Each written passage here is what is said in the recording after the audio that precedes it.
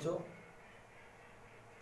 आज अपने बात करने वाले हैं उप सहसंयोजक यौगिकों का महत्व, इम्पोर्टेंस ऑफ कोऑर्डिनेशन कंपाउंड। ये तीन तरीके से अपने इनके यूज़ करते हैं। एक तो गुणात्मक विश्लेषण में, दूसरा धातुओं के निष्कर्षण में और तीसरा जैव प्रणालियों में।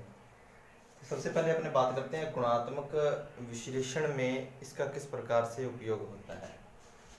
गुणात्मक विश्लेषण का मतलब होता है धातुओं का आइडेंटिफिकेशन कैसे करते हैं। अपने पास तत्व हैं आयनों के रूप में, उनको आइडेंटिफाई कैसे करना है। तो सबसे पहले तो ये थोड़ा सा एक प्रैक्टिकली जो है एक टॉपिक है, प्रैक्टिकली इसको प्रूव करते हैं अपने, और ये अपना उसके अंदर भी आ जाता है अगर देखा जाए तो। जो अपने एक्सपेरिमेंटल पोर्शन होता है, एक्सपेरिमेंटल पोर्शन जैसे अपने प्रैक्टिकल के अंदर आता है। बाकी मैं इसको थोड़ा आपके सामने फिर भी अच्छे तरीके से बताने जा रहा हूँ। गुणात्मक विश्लेषण में यूज कैसे होता है कोऑर्डिनेशन कंपाउंड का, कि जो भी आयन होते हैं उनको सबसे पहले ग्रुप के अंदर डिवाइड किया गया है। कुछ ग्रुप के अंदर, जैसे फर्स्ट ग्रुप के अंदर जो है आते हैं आयन, इनकी फर्स्ट ग्रुप के अंदर ही आइडेंटिफिकेशन होती है। तो फर्स्ट ग्रुप में आता है Pb,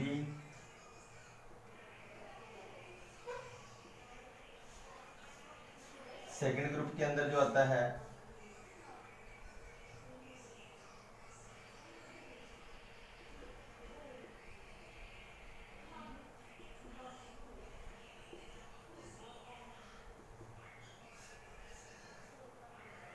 थर्ड ग्रुप के अंदर, सेकंड ये ए ग्रुप हो गया, और सेकंड जो है वो बी ग्रुप भी होता है, ये ए ग्रुप आ गया।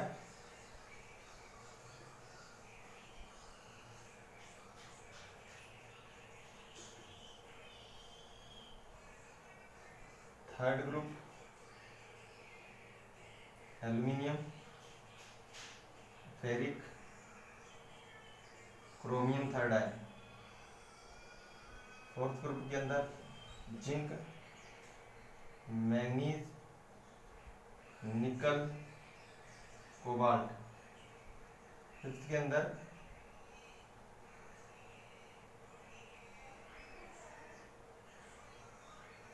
Barium, strontium, calcium. सिक्स्थ के अंदर आता है मैग्नीशियम।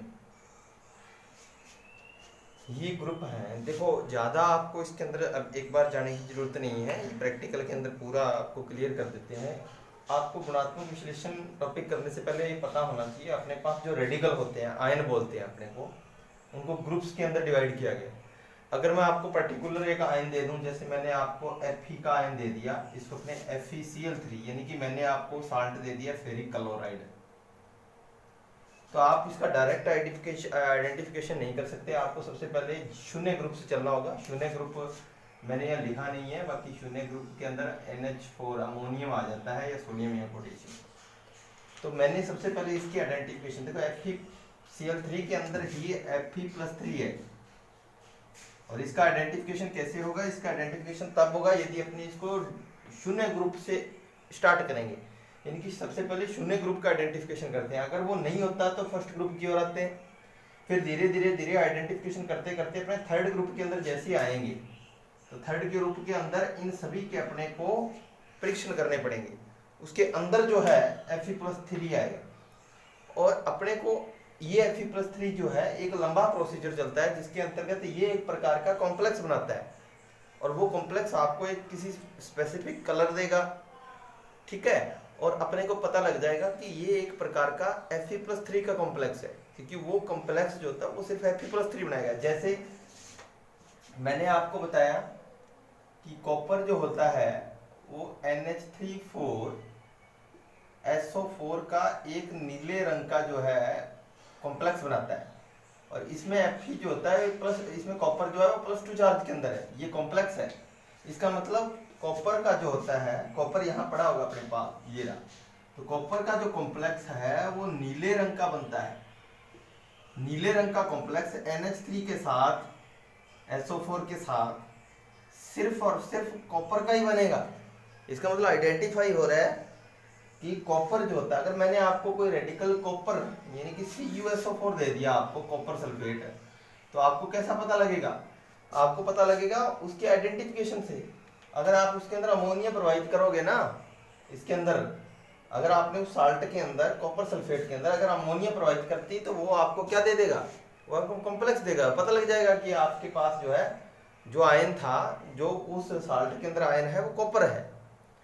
तो ये आइडेंटिफिकेशन इनकी क्रम वाइज आइडेंटिफिकेशन होती है और इनके अभिकर्मक भी होते हैं स्पेशली। इतना नहीं जाना मैंने, सिर्फ आपको इतना बताना है कि सारे के सारे आयन जो हैं ये कॉम्प्लेक्स देते हैं। जैसे निकल भी एक प्रकार का कॉम्प्लेक्स बनाएगा रेड कलर का, किसके साथ, डाई मेथिल ग्लाइऑक्सिन के साथ। Fe भी एक प्रकार का कॉम्प्लेक्स बनाएगा, कॉपर भी कॉम्प्लेक्स बनाएगा।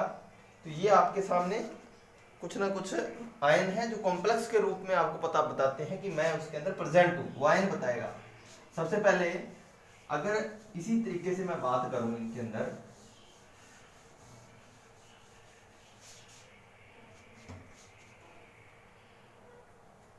सबसे पहले अपने बात करते हैं Ag की। मैंने आपको बताया था फर्स्ट ग्रुप के अंदर जो होता है वो होता है Ag।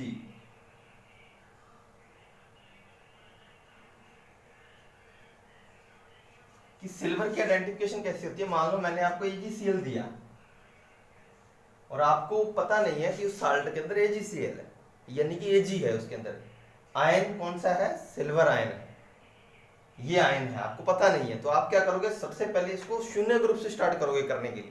तो शून्य ग्रुप में कौन सा आता है, अमोनियम आता है NH4+। तो वो तो आइडेंटिफाई नहीं होगा क्योंकि वो है ही नहीं। जैसे ही फर्स्ट ग्रुप के अंदर इंटर करोगे उसके लिए स्पेशल एक मेथड होता है। अगर वो नहीं हो रहा, NaOH डालने पर ये प्रोसीजर अपनाते हैं अपने, अगर वो नहीं है तो फर्स्ट ग्रुप की ओर चलते हैं। फर्स्ट ग्रुप में AgCl, Ag जो है आपको नहीं पता, आपको पास सिर्फ साल्ट पड़ा है AgCl, और वो भी नहीं पता भी AgCl ही है। आपने क्या करना है, एक मेथड के थ्रू आपने इसके अंदर क्या कर देना है, आपने थोड़ा सा अमोनियम हाइड्रोक्साइड मिलाना है। अमोनियम हाइड्रोक्साइड यानी कि AgCl अमोनियम हाइड्रोक्साइड के साथ रिएक्शन करेगा। तो ये इसको NH3+H2O भी लिख सकते हो इसको। तो ये Ag क्या करेगा, NH3 की ट्वाइस, अगर 2 ले लूं मैं NH3+H2, ये 2 ले लूं तो NH3 की ट्वाइस, और क्या आ जाएगा, Cl। क्लियर है। तो ये एक प्रकार का कॉम्प्लेक्स बनाएगा जो जल में विलयशील कॉम्प्लेक्स होगा। यानी कि पहले AgCl का व्हाइट प्रेसिपिटेट होगा अपने पास, अगर वाटर के अंदर डिसॉल्व करोगे ना तो व्हाइट प्रेसिपिटेट बनेगा, और उसके अंदर अमोनियम हाइड्रोक्साइड डालोगे तो एक संकुल बना लेगा ये, और वो जल में क्या हो जाएगा, जल में विलयशील संकुल बनेगा, प्लस 2 वाटर के अणु जो है वो रिलीज हो जाएंगे। तो अपने कॉम्प्लेक्स के थ्रू पता लगा कि इसके अंदर Ag+ आयन उपस्थित है। क्लियर है। अगर अपने इसी प्रकार कॉपर की बात करें तो कॉपर क्लोराइड के रूप में मान लो अपने को साल्ट दे दिया, तो अपने उसके अंदर अमोनिया प्रवाहित करेंगे। क्या प्रवाहित करेंगे, अमोनिया। तो वो कॉपर क्या करेगा, अमोनिया को लिगेंड की तरह लेके और एक कॉम्प्लेक्स बना लेगा। अगर अपने कॉपर क्लोराइड न देकर के चाहे कॉपर सल्फेट दे दिया तो अमोनिया के साथ एक नीले रंग का कॉम्प्लेक्स बनेगा। तो अपने पता लग जाएगा कि इसके अंदर क्या उपस्थित है, कॉपर धनायन उपस्थित है। तो निष्कर्षण हो रहा है, विश्लेषण हो रहा है गुणात्मक रूप से कि अपने पास जो भी साल्ट है वो किनके हैं, वो कॉम्प्लेक्स बनाएंगे। वही साल्ट क्या बनाएंगे, कॉम्प्लेक्स बनाएंगे एक विशिष्ट अभिकर्मक के साथ। तो आपको पता लग जाएगा कि वो कॉम्प्लेक्स जो बन रहे हैं वो किनके बन रहे हैं, वो Ag का विलयशील हो रहा है, कॉपर का नीले रंग का बन रहा है। इसी प्रकार अगर निकल का होगा, मान लो आपको साल्ट दे दिया निकल का,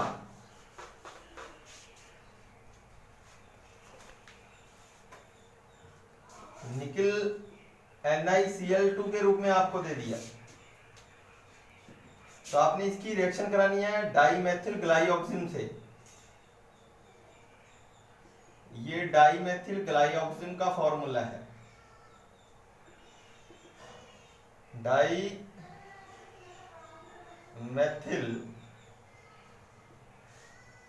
ग्लाइऑक्सिन। तो डाईमेथिल ग्लाइऑक्सिन का फॉर्मूला है, और इसकी अभिक्रिया आपने अमोनियम हाइड्रोक्साइड के साथ भी करवानी है। तो निकल क्या करेगा, इसके साथ एक कॉम्प्लेक्स बना लेगा।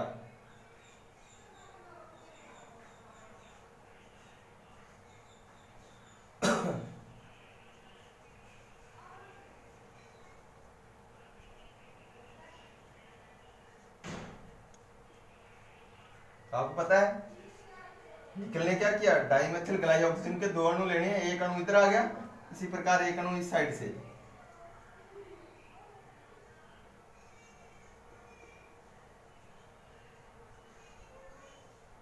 लॉन पेयर दान कर रहा है।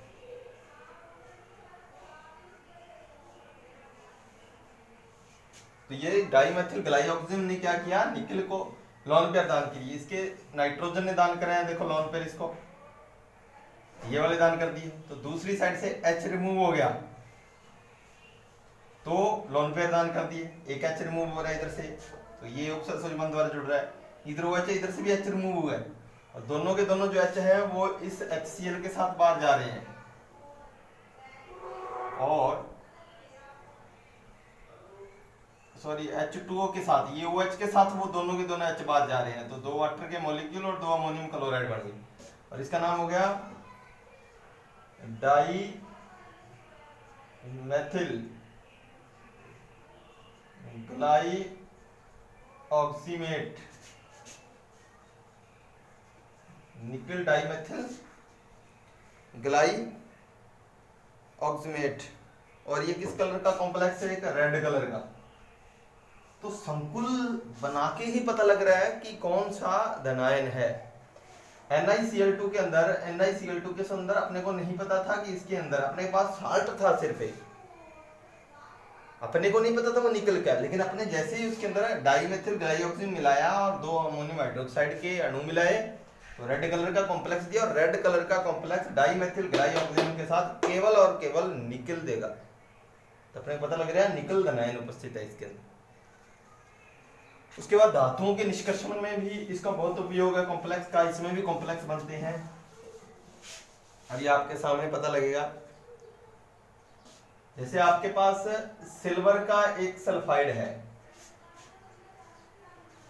तो आपने क्या डालना है सिल्वर सल्फाइड के अंदर, ये देखो एक प्रकार का सल्फाइड है सिल्वर का, इसमें से अपने को धातु सिल्वर बाहर निकालनी है। तो कैसे निकालें, आप क्या करोगे, इसके अंदर सोडियम साइनाइड मिलाओगे, साइनाइड एक लिगेंड है परमल, तो ये सिल्वर के साथ अटैच हो जाएगा, ये कॉम्प्लेक्स बनेगा Na2AgCN की ट्वाइस, बन गया कॉम्प्लेक्स,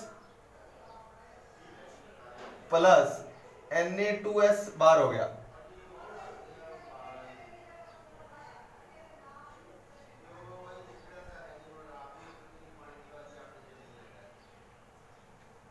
ठीक है। तो सिल्वर सोडियम सल्फाइड बाहर चला गया, ये कॉम्प्लेक्स बन गया। देखो सिल्वर ने साइनाइड के लिगेंड को लेके कॉम्प्लेक्स बना लिया, इसका नाम हो गया sodium dicyano argentate second. ये अपने पास कॉम्प्लेक्स आ गया, इस कॉम्प्लेक्स को उठाएंगे 2Na Ag2, और इसकी अभिक्रिया जिंक की छीलन के साथ करवाएंगे। बहुत इंपॉर्टेंट है ये, बहुत ज्यादा इंपॉर्टेंट, अक्सर पूछा जाता है क्वेश्चन बोर्ड एग्जाम के अंदर। तो जिंक की छीलन जैसे ही डालोगे तो जिंक क्या होता है, सिल्वर को क्या कर देगा, विस्थापित कर देगा। विस्थापन के बाद क्या होगा, Na2Zn cyanide 4 plus 2Ag, silver अलग हो गया, और जिंक ने क्या बना लिया, कॉम्प्लेक्स बना लिया, किसके साथ, सोडियम साइनाइड के साथ। तो क्या नाम हो गया, sodium tetracyano zincate second, ये कॉम्प्लेक्स बन गया। तो ये अलग कॉम्प्लेक्स था, ये एक अलग कॉम्प्लेक्स बना। तो इससे अपने को पता लग गया कि धातु का निष्कर्षण कैसे होगा। सिल्वर को अपने बाहर निकाल चुके हैं, देखो पहले सिल्वर का सोडियम साइनाइड के साथ कॉम्प्लेक्स बनाया, और उस कॉम्प्लेक्स को जिंक की छीलन से अपने क्या कर दिया, बाहर निकाल दिया, और सिल्वर अपने को प्राप्त हो गया। इसी प्रकार गोल्ड का भी निष्कर्षण आप कर सकते हो। तो ये धातुओं के निष्कर्षण में मोस्ट इंपोर्टेंट टॉपिक है। इसी प्रकार एक और अपने कर सकते हैं, जैसे अपने पास अशुद्ध धातु हो, अपने पास निकिल जो है एक अशुद्ध धातु है, अशुद्ध धातु है निकिल, अपने पास निकिल एक अशुद्ध धातु है।